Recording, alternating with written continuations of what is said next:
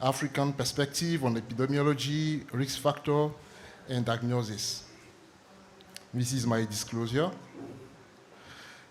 Before my talk, I would like also to remember that AFEX is an educational initiative of support by Transnational Medicine Academy, by the World Health Federation, and by Laboratoire Sérieux.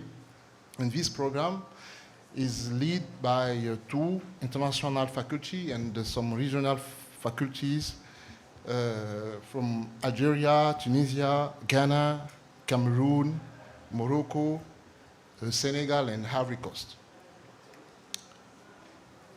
As you know, the rate of death of ischemic heart disease in low, middle income country is still increasing.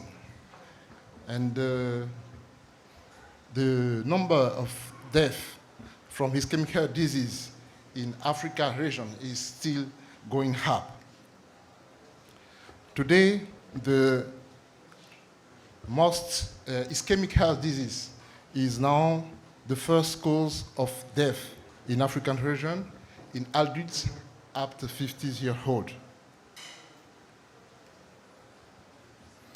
The main risk factors in African region are led by hypertension, by diabetes, by dyslipidemia, as well as smoking. In February study, which is an observational study carried out in the 16 sub-Saharan African countries, we show that ischemic heart disease is now the second cause of hospitalization in these African countries. And in these countries, the main risk factors are led by hypertension, by diabetes, by dyslipidemia, and by active smoking. Last year, you conducted a systematic review and meta-analysis on acute coronary syndrome in sub-Saharan Africa, a 10-year systematic review. You know that the patient with acute coronary syndrome will move to chronic coronary syndrome.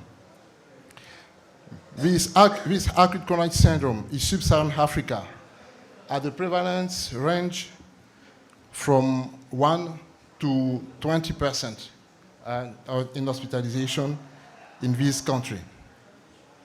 In acute coronary syndrome also, we show that, can I have the screen please? I lose the screen. Yeah. I lost. Okay, thank you. So in acute coronary syndrome also, the main risk factors are hypertension, diabetes, active smoking, and dyslipidemia. Despite seriousness of this cardiovascular disease, the number of care policies implemented to address cardiovascular disease in sub-Saharan Africa is the lowest. On the other hand, the screening of coronary heart disease is a real challenge in sub-Saharan Africa because diagnosis tools are not available in a lot of countries. Some few countries can realize stress tests, can realize also CT scan, and have cath lab in the country. We have also a few cardiologists in sub-Saharan Africa, less than 1 cardiologist every 300,000 people in the sub-Saharan Africa.